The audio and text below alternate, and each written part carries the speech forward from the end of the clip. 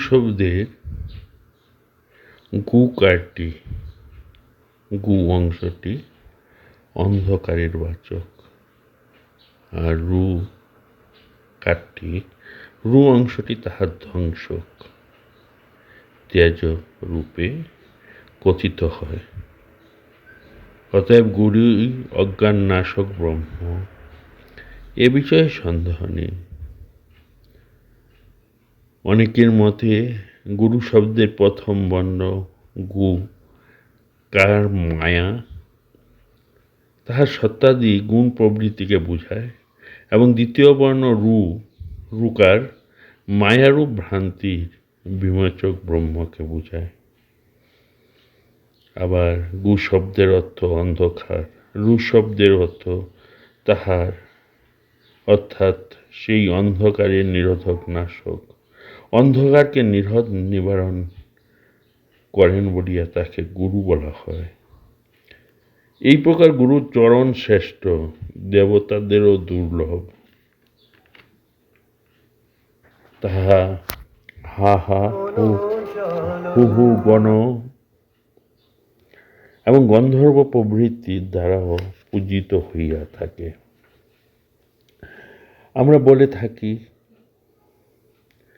গুরু ব্রহ্মা, গুরু বিষ্ণু, গুরুদেব মহেশ্বর, গুরুরেব পরং ব্রহ্ম, তস্मै শ্রী গুরুবে নমঃ। অজ্ঞানতিমিরান্ধস্য জ্ঞানাঞ্জন শলাকয়া চক্ষু উন্মীলিতং येन তস্मै শ্রী গুরুবে নমঃ। অখণ্ডমণ্ডলাকারং ব্যপ্তং येन চরাচরম তৎপদং দর্শিতেন তস্मै শ্রী গুরুবে নমঃ। অর্থাৎ গুরু ব্রহ্মা, গুরু বিষ্ণু, গুরুই দেব মহেশ্বর, গুরুই পরম ব্রহ্ম, সেই গুরুদেবকে বারবার প্রণাম করি। অজ্ঞান রূপ অন্ধকারের দ্বারা অন্ধ ব্যক্তির চক্ষুকে যিনি জ্ঞান রূপ অজ্ঞান শলাকা দ্বারা, কজ্জল লেপনের কাঠির দ্বারা উন্মোলিত করিয়াছেন, অর্থাৎ যিনি জ্ঞান প্রদান করিয়া অজ্ঞানাধ্য জীবকে মুক্ত করিয়াছেন, সেই গুরুদেবকে প্রণাম করি। মণ্ডলাকার, গোলাকার, অখণ্ড, সমগ্র চরাচরকে, বিশ্ব ব্রহ্মাণ্ডকে ব্যাপ্ত করিয়া যিনি অবস্থিত আছেন, তাহার পদ স্বরূপ, অর্থাৎ ব্রহ্মের স্বরূপ যিনি দেখাইয়া দিয়েছেন, সেই গুরুদেবকে প্রণাম করি।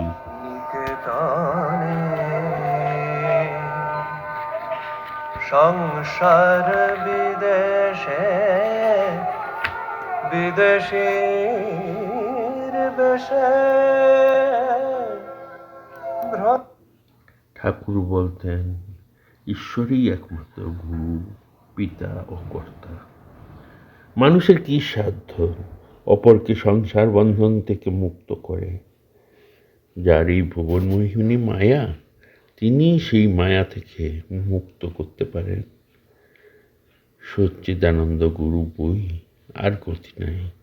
যারা ঈশ্বর লাভ করেনি, তার আদেশ পায়নি, যারা ঈশ্বরের শক্তিতে শক্তিমান হয়নি, তাদের কি সাধ্য জীবের ভ্রামবন্ধন মোচন করে? ঠাকুর বলছেন, যদি কারো ঠিক ঠিক অনুরাগ আসে ও সে সাধন ভজনের প্রয়োজন মনে করে, তাহলে নিশ্চয়ই তিনি তার সদ্গুরু জুটিয়ে দেন। গুরুর জন্য সাধকের চিন্তা করবার দরকার হয় না। অতি ভাগ্য বলে স্বপ্নে দীক্ষা পায়। সচ্চিদানন্দ গুরু যদি মানুষ গুরুরূপে চৈতন্য করে, তো জানবে যে সচ্চিদানন্দই রূপ ধারণ করেছেন। গুরু যেন শ্বেত, হাত ধরে নিয়ে যান। ভগবান দর্শন হলে আর গুরু শিষ্য বোধ থাকে না। সে বড় কঠিন ঠাই। গুরু শিষ্যে দেখা নেই। তার জন্য গুরুদেবকে বললেন, যদি ব্রহ্মজ্ঞান চাও আগে গুরু দক্ষিণা দাও, কেননা ব্রহ্মজ্ঞান হলে আর গুরু শক্তি, বেদ, বুদ্ধি থাকবে না। যতক্ষণ ঈশ্বর দর্শন না হয় ততক্ষণই গুরু শিষ্য, গুরু বাক্যে বিশ্বাস। তার বাক্য ধরে ধরে গেলে ভগবানকে লাভ করা যায়। যেমন সুতোর খি ধরে ধরে গেলে ব্রহ্ম লাভ হয়। গুরু বাক্যে বিশ্বাস করা উচিত। গুরুর চরিত্রের দিকে দেখবার দরকার নেই। ঠাকুর বলছেন, যদ্যপি আমার গুরু সুরিবাড়ি যায় তথাপি আমার গুরু নিত্যানন্দ রায়। ঝাড়ু অস্পৃশ্য বটে, কিন্তু স্থানকে শুদ্ধ করে। এই যে গুরু যে নামটি দেবেন, বিশ্বাস করে সে নামটি লয়ে সাধন ভজন করতে হয়। যে ঝিনুকের ভিতর মুক্তা তৈয়ার হয়, এমনি আছে সেই ঝিনুক সাতী নক্ষত্রের বৃষ্টির জলের জন্য প্রস্তুত হয়ে থাকে। সেই জল পড়লে একবারে অথল জলে ডুবে চলে যায়, যতদিন না মুক্ত হয়। সকলেরই মুক্তি হবে, তবে গুরুর উপদেশ অনুসারে চলতে হয়। বাঁকা পথ গেলে ফিরে আসতে কষ্ট হয়। মুক্তি অনেক দেরিতে হয়, হয়তো এই জন্মে হলো না, আবার হয়তো অনেক জন্মের পর হলো। গুরুর কাছে সন্ধান নিতে হয়। বেকুল প্রাণী যে তাকে ডাকে তার কিছুই দরকার নেই, কিন্তু সচরাচর সেরকম বেকুলতা দেখা যায় না বলেই গুরুর দরকার। গুরু এক, কিন্তু উপগুরু অনেক হতে পারে। যার কাছে কিছু শিক্ষা পাই তিনিই উপগুরু। অবধূত এই রকম 24টি উপগুরু করেছিলেন। যেমন অচেনা জায়গা যেতে হলে যে জানে এমন একজনের কথা মতো চলতে হয়। অনেককে জিজ্ঞাসা করলে পথ গোল হয়ে যায়। সেই রকম ঈশ্বরের নিকট যেতে গেলে গুরুর কথা মতো চলতে হয়। এমনি একজন গুরুর দরকার।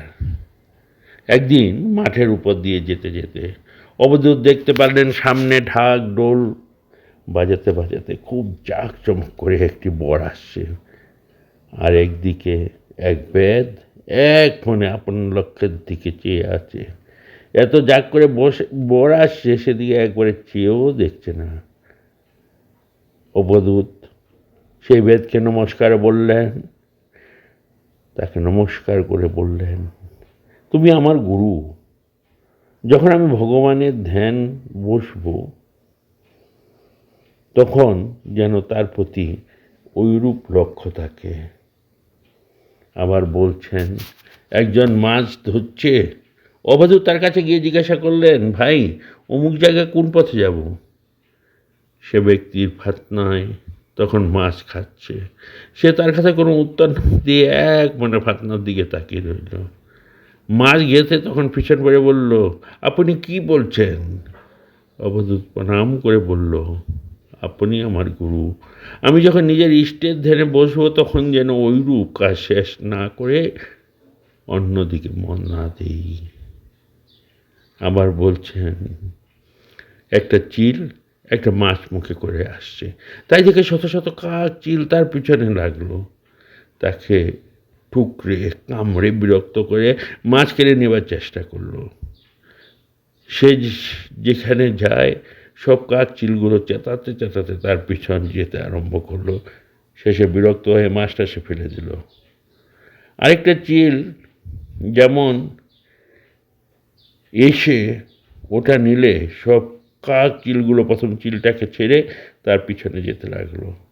প্রথম চিলটা নিশ্চিন্ত হয়ে এক গাছের ডালে চুপ করে বসে রইল। অবধূত সেই চিলের নিরাপদ অবস্থা দেখে প্রণাম করে বলল, এ সংসারে উপাধি ফেলে দিতে পারলেই শান্তি, নতুবা মহাবিপদ। এক জলাশয়ে এক বক আস্তে আস্তে একটি মাছের দিকে লক্ষ্য করে ধরতে যাচ্ছে। পিছনে এক বেদ সে বকটিকে লক্ষ্য করছে, কিন্তু বক সেদিকে ভ্রুক্ষেপ করছে না। অবধূত সেই বক্কে নমস্কার করে বললেন, আমি যখন ধ্যান করতে বসবো তখন যেন ওই রকম পিছনে চেয়ে না দেখি। ঘুরে মিলে লাখ লাখ, চেলা না মিলে এক। উপদেশটা অনেক পাওয়া যায়, কিন্তু উপদেশ মতো কার্যকরী এরূপ লোক অতি অল্প মিলে। ঠাকুর বলছেন, গুরুভক্তি কেমন জানো? গুরু যা বলবেন তা তখনই দেখতে পাবে। সে ভক্তি ছিল অর্জুনের। একদিন শ্রীকৃষ্ণ অর্জুনের সঙ্গে রথে চড়ে বেড়াতে বেড়াতে আকাশের দিকে যে বললেন, দেখো সখা, কেমন এক ঝাঁক পায়রা উঠছে। অর্জুন অমনি দেখে বললেন, হ্যাঁ সখা, অতি সুন্দর সুন্দর পায়রা। পরক্ষণেই শ্রীকৃষ্ণ আবার দেখে বললেন, না সখা, ও তো পায়রা নয়। অর্জুন দেখে বলছেন, তাই তো সখা, ও পায়রা নয়। কথাটি এমন এখন বোঝো, অর্জুন মহাসত্যনিষ্ঠ। তিনি তো আর শ্রীকৃষ্ণের খোসামত করে ওই রূপ বললেন না, কিন্তু শ্রীকৃষ্ণের কথায় তার এত বিশ্বাস ভক্তি যে যেমন যেমন শ্রীকৃষ্ণ বললেন, অর্জুনও তখন ঠিক ঠিক তা দেখতে পেলেন। আচার্য ঠাকুরের ভাষায় 3 প্রকার। ধর্ম উপদেশ দিয়ে শিষ্যের আর কোনো খবর লয় না, সে আচার্য অধম। যিনি শিষ্যের মঙ্গলের জন্য তাদের বারবার বোঝান, তারা উপদেশগুলো ধারণা করতে পারে, অনেক অনুনয় বিনয় করেন, ভালোবাসা দেখান, তিনি মধ্যম আচার্য। আর যখন শিষ্যরা কোনো মতে শুনছেন না দেখে আচার্য জোর পর্যন্ত করেন, তাকে বলে উত্তম আচার্য। সদ্গুরুর কাছে উপদেশ লইতে হয়। সদ্গুরুর লক্ষণ আছে, যে কাশি গিয়েছে আর দেখেছে তার কাছেই কাশির কথা শুনতে হয়, শুধু পণ্ডিত বলে হয় না। যার সংসার অনিত্য বলে বোধ হয়নি, সে পণ্ডিতের কাছে উপদেশ লওয়া উচিত নয়। পণ্ডিতের বিবেক বৈরাগ্য থাকলে তবে উপদেশ দিতে পারে। সংসারীদের লোক শিক্ষা দেওয়ার অধিকার নেই। তেগী না হলে লোকের শিক্ষার অধিকার হয় না। গৃহস্থ হলে কজন তার কথা শুনবে? সংসারী লোকের অবসর কই? একজন একটি ভাগবতের পণ্ডিত চেয়েছিল। তার বন্ধু বলল, একটি উত্তম ভাগবতের পণ্ডিত আছে, কিন্তু তার একটু গোল আছে, তার নিজের অনেক চাষবাস দেখতে হয়। 4খানা লাঙ্গল 8টা হেলে গরু, সর্বদা তদারক করতে হয়, অবসর নেই। যার পণ্ডিতের দরকার সে বলল, আমার এরূপ ভাগবত পণ্ডিতের দরকার নেই। যার অবসর নেই, লাঙ্গল হেলে গরু ওয়ালা ভাগবত পণ্ডিত আমি খুঁজছি না। আমি এমন পণ্ডিত চাই যে আমাকে ভাগবত শোনাতে পারে। আচার্যের কাজ বড় কঠিন। ঈশ্বরের সাক্ষাৎ আদেশ ব্যতিরেকে লোক শিক্ষা দেওয়া যায় না। যদি আদেশ নয় পেয়ে উপদেশ দাও, লোক শুনবে না, সে উপদেশের কোনো শক্তিই নাই। আগে সাধন করে বা যে কোনো রূপে হোক ঈশ্বর লাভ করতে হয়, তার আদেশ পেয়ে লেকচার দিতে হয়। ও দেশে হালদার পুকুর বলে একটা পুকুর আছে, পারে রোজ সকালবেলা লোক বাজছে করে রাখতো। যারা সকালবেলা আসে খুব গালাগালি দেয়, আবার পরদিন সেই লোক বাহ্যে করে আর যায় না। লোক কোম্পানিকে জানালে তারা একটি চাপরাশি পাঠিয়ে দিল। সে যখন একটি কাগজ মেরে দিল, এখানে বাহ্য করিও না, তখন সব বন্ধ। গুরু, কর্তা আর বাবা, এই কথাতে আমার গায়ে কাঁটা বাঁধে। সচ্চিদানন্দই গুরু, তিনিই শিক্ষা দিবেন। সকলেই গুরু হতে চায়, কিন্তু শিষ্য হতে কেউই চায় না। লোকে শিক্ষা দেওয়া বড় কঠিন। লোক শিক্ষা তিনি যদি সাক্ষাৎ দেখে ফিরে আদেশ দেন তবে হতে পারে। আদেশ না হলে কে তোমার কথা শুনবে? নারদ সুখদেব শঙ্করাদির আদেশ হয়েছিল, আবার মনে মনে আদেশ হলে হবে না। তিনি সত্যি সত্যিই দেখা দেন, কথা কন, সে কথায় জোর কত। পর্বত টলে যায়, শুধু লেকচার, দিনকাতর লেকচার শুনবে তারপরে ভুলে যাবে, সে কথা অনুসারে কাজ করবে না, লোকশিক্ষা দেবে তার চাপরাশ চাই, না হলে হাসির কথা হয়ে পড়ে, আপনারই হয় না আবার অন্য লোক, কানা কানাকে পথ দেখিয়ে আছে, হিতে বিপরীত, ভগবান লাভ হলে অন্তর্দৃষ্টি হয়, আর কি রোগ বোঝা যায়, উপদেশ দেওয়া যায়, আদেশ না থাকলে আমি লোক শিক্ষা দিচ্ছি এই অহংকার হয়, অহংকার হয় অজ্ঞানে, অজ্ঞানে বোধ হয় আমি কর্তা, ঈশ্বরই সব করেছেন, আমি কিচ্ছু করছি না, এ বোধ হলে সে জীবন মুক্ত হয়, আমি কর্তা, এই বোধ থেকেই যত দুঃখ অশান্তি, ত্যাগী না হলে লোক শিক্ষা হয় না। ও দেশে ধান মাপবার সময় যেমন একজন রামে রাম দুইয়ে দুই করে মাপে, আরেকজন তার পিছনে ধানের রাশি ঠেলে দেয়, সেইরূপ তেমনি যে আদেশ পায় সে যত লোক শিক্ষা দিতে থাকে, মা তার পিছন থেকে জ্ঞানের রাশি ঠেলে দেন, সে জ্ঞান আর ফুরায় না, তার যদি একবার কটাক্ষ হয় তাহলে কি আর জ্ঞানের অভাব থাকে? যারা শিষ্য করে বেড়ায় তারা হালকা থাকে লোক, গুড়ি গুড়ি করা ভালো নয়, ঈশ্বরের আদেশ না পেলে আশ্চর্য হওয়া যায় না, সে নিজে বলে আমি গুরু, সে হীনবুদ্ধি, মন্ত্র দিলে শিষ্যের পাপ তাপ নিতে হয়, সাধন করে নিজের শক্তি বাড়াতে হয়, তেমন না হলে প্রচার হয় না, আপনি শুতে স্থান পায় না। শঙ্করাকে ডাকে, একজন সদাগর লঙ্কার কাছে জাহাজ ডুবে যাওয়াতে লঙ্কার কোলে ভেসে এসেছিল, বিভীষণ লোকেরা তার আজ্ঞায় লোকটিকে তার কাছে লয়ে গেল, আহা, এটি আমার রামচন্দ্রের মূর্তি, সেই নবরূপ, এই বলে বিভীষণ আনন্দে বিভোর হলেন, ওই লোকটিকে বসন বসন পরিয়ে পূজা আরতি করতে লাগলেন। এই কথাটি আমি যখন প্রথম শুনি তখন আমার যে কি আনন্দ হয়েছিল বলা যায় না, ঠিক ঠিক ভক্ত হলেই এরূপ হয়, সামান্য জিনিস হতেও তার ঈশ্বর উদ্দীপনা হয়, সে ভাবে বিভোর হয়, শুনিসনি এই মাটিতে খোল হয় বলে চৈতন্যদেব ভাব হয়েছিল, সেই রকম যারা গুরু ভক্তি হয় তার গুরুর আত্মীয় কুটুম্ব মধ্যে দেখলে তো গুরুর উদ্দীপনাই হবে, যে গ্রামে গুরুর বাড়ি সে গ্রামের লোকদের দেখলেও ওই রূপ উদ্দীপনা হয়ে প্রণাম করে, পায়ে ধুলা নেয়, খাওয়া দাওয়াও সেবা করে। এক রাজা রোজ ভাগবত শুনত, পণ্ডিত পড়া শেষ হলে রাজাকে বলতো, রাজা বুঝেছ? রাজাও রোজ বলে, আগে তুমি বোঝো। পণ্ডিত বাড়ি গিয়ে রোজ ভাবে, রাজা এমন কথা বলে কেন যে তুমি আগে বোঝো।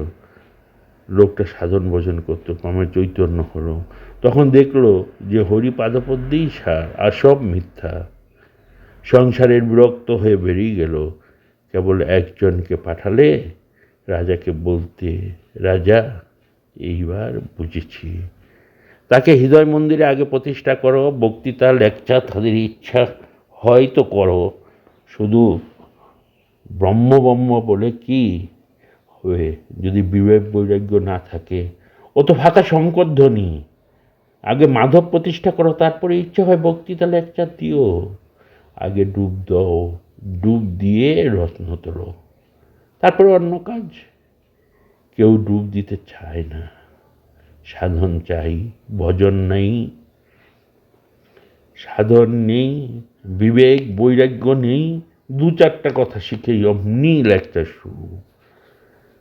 মা বলছেন মন্ত্রের মধ্য দিয়ে শক্তি যায়, গুরুর শক্তি শিষ্যে যায়, শিষ্যের গুরুতে আসে, শিষ্য পাপ করলে গুরুরও পাপ লাগে, ভালো শিষ্য হলে গুরুরও উপকার হয়, মন্ত্রের দ্বারা দেহ শুদ্ধি হয়, ভগবানের মন্ত্র জপ করে মানুষ পবিত্র হয়, এই কাঁচা শরীর দিয়েই পাকা শরীর লাভ করতে হয়, সেই জন্য এই শরীরটাকে যত্ন করা চাই, জপ ধ্যান করবে, সৎসঙ্গে থাকবে, অহংকারে কিছুতেই মাথা তুলতে দেবে না, আর সর্বদা মনে ভাববে আমি কার সন্তান, কার আশ্রিত, ধ্যান হলো তো সবই হলো মন চঞ্চল, তাই প্রথম মন স্থির করবার জন্য একটু নিঃশ্বাস বন্ধ করে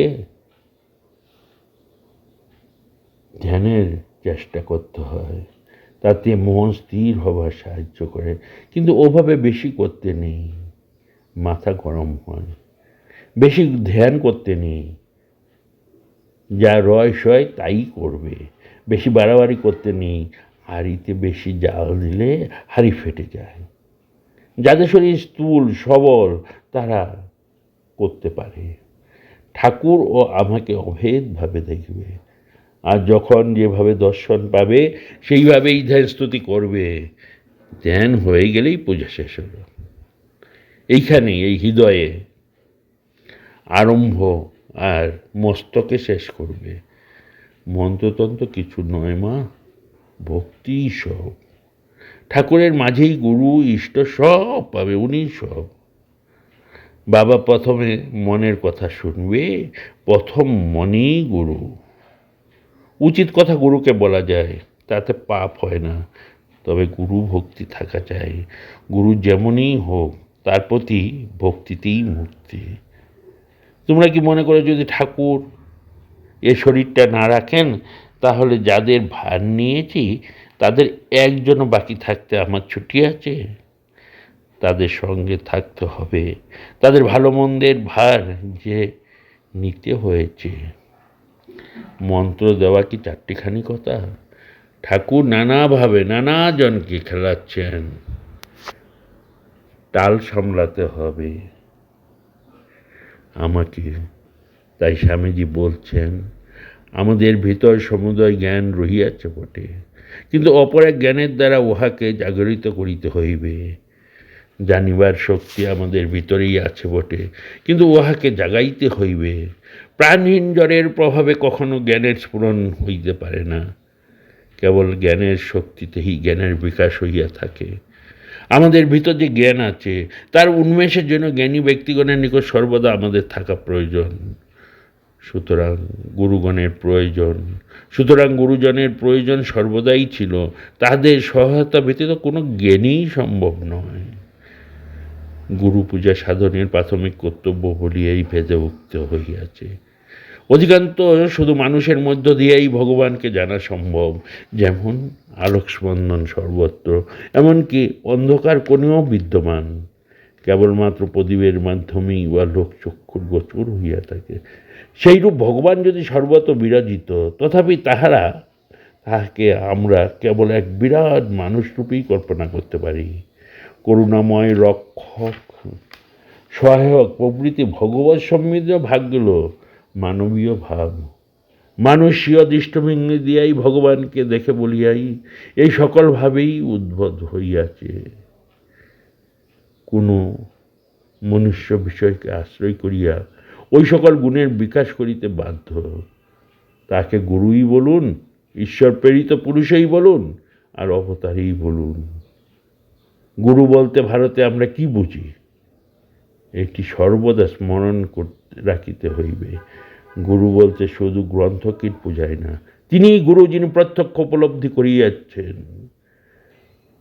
যিনি সত্যকে পাইয়াছেন, অপর কাহার নিকট শুনিয়া নহে। গুরু একটি স্বতন্ত্র ভাব, শক্তির সঞ্চালক ও গ্রহীতাদের মধ্যে যে সম্বন্ধ, এ হলো তাই। এখানে তা আত্মিক শক্তি ও জ্ঞান। গুরু বিনা জ্ঞান নেই। শিষ্য পরম্পরায় ওই জ্ঞান গুরুমুখ হইতে না আসিলে, গুরু কৃপা না হইলে আর উপায় নেই। আমরা এখন যা হইয়াছি তাহা আমাদের অতীত কার্য ও চিন্তা শক্তির ফলস্বরূপ।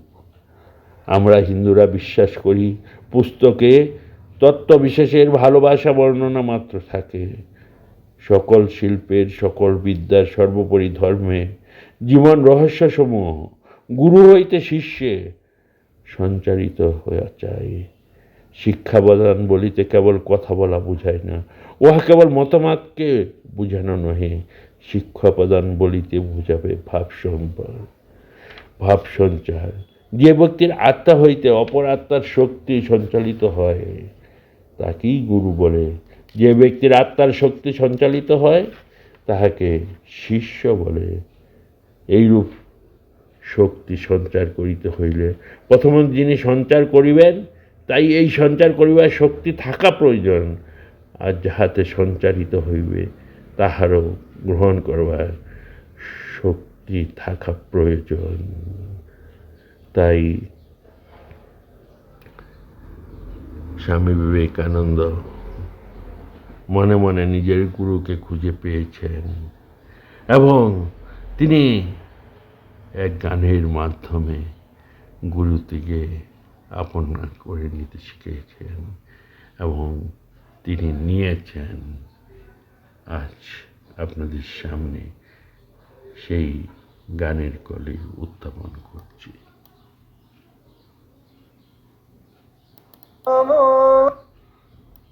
কেন অকারণে মন চলো নিজ নিকেতনে।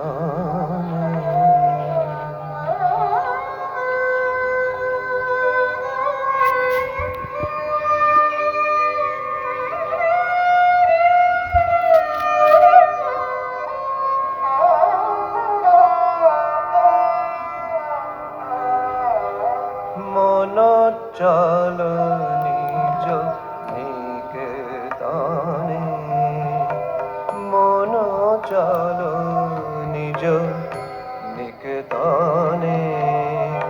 সংসার বিদেশে পিতা মাতা হইতে আমরা দেহ পাইয়াছি, কিন্তু গুরু আমাদিগকে মুক্তির পথ প্রদর্শন করেন। আমরা তাহার সন্তান, তাহার মানুষপুত্র। গুরুই ধর্ম শিক্ষাবর্তীর চক্ষু খুলিয়া দেন। সুতরাং কোনো ব্যক্তির সহিত তাহার বংশধরের যে সম্বন্ধ, গুরুর সহিত শিষ্যেরও সেই সম্বন্ধ। গুরুর প্রতি বিশ্বাস, বিনয় নম্র আচরণ, তাহার নিকট শরণ গ্রহণ এবং তাহার প্রতি গভীর শ্রদ্ধা ব্যক্তি রেখে আমাদের হৃদয়ে ধর্মের বিকাশ হইতেই পারে না। গুরু হচ্ছেন সেই আধার যার মধ্যে দিয়ে আধ্যাত্মিক শক্তি তোমার কাছে পৌঁছায়। গুরু তার পূর্বাচার্যদের কাছ থেকে যে মন্ত্র বা ভাব শক্তিময় শব্দ পেয়েছেন তাই শিষ্য সংক্রামিত করেন। গুরু ব্যতীত সাধন ভজন কিছুই হতে পারে না, বরং বিপদের আশঙ্কা আছে। প্রত্যেক ইষ্ট দেবতাদের এক একটি মন্ত্র আছে। ইষ্ট অর্থাৎ বিশেষ উপাসকের বিশেষ আদর্শ বুঝিয়া থাকে। মনে হচ্ছে ওই ভাবব্যঞ্জক বিশেষ শব্দ, ওই শব্দের ক্রমাগত জপের দ্বারা আদর্শটিকে মনে দৃঢ়ভাবে রাখবার সহায়তা করে থাকে। তাই পুতেশানন্দ মহারাজ বলছেন যে আমরা সঠিক সাধন পথে গেলে আমরা কি করে বুঝতে পারবো সঠিক পথে যাই। তিনি সুন্দর একটা উপমা দিয়ে বলছেন, যাকে উদ্দেশ্য করে আমরা এগোবো, যখন তার কথা মনে করব হাতের লোম খাড়া হয়ে যাবে এবং চোখের কোণ দিয়ে প্রেম অশ্রু পড়বে, তখনই মনে করতে হবে আপনার আধ্যাত্মিক পথে এগিয়ে আছেন। তাই আমাদের মাঝে মধ্যে স্মরণ করতে হবে, মাঝে মাঝে সাধনা করতে হবে, মাঝে মাঝে তার সংকল্প নিয়ে এগিয়ে যেতে হবে।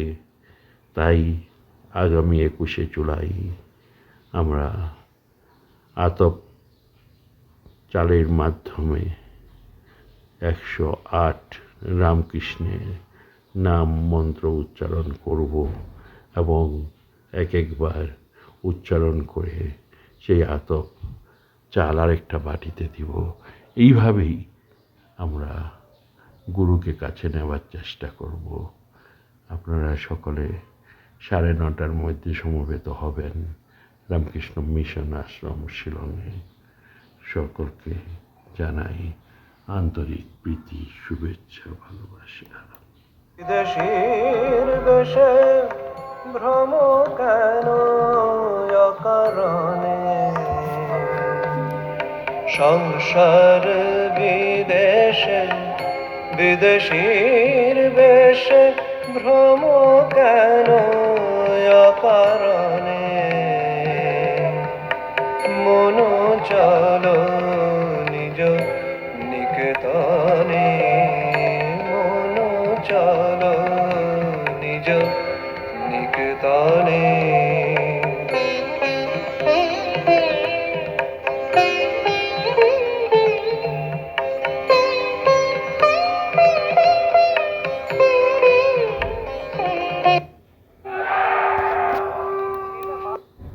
তোর পর কেউ নয় আপন বিষয় পঞ্চক আর ভূত গান সব তোর পর কেউ নয় আপন পর প্রেমে কেন হয়ে অচেতন পর প্রেমে কেন হয়ে অচেতন ভুলিছ আপন জনে পর প্রেমে কেন হয়ে অচেতন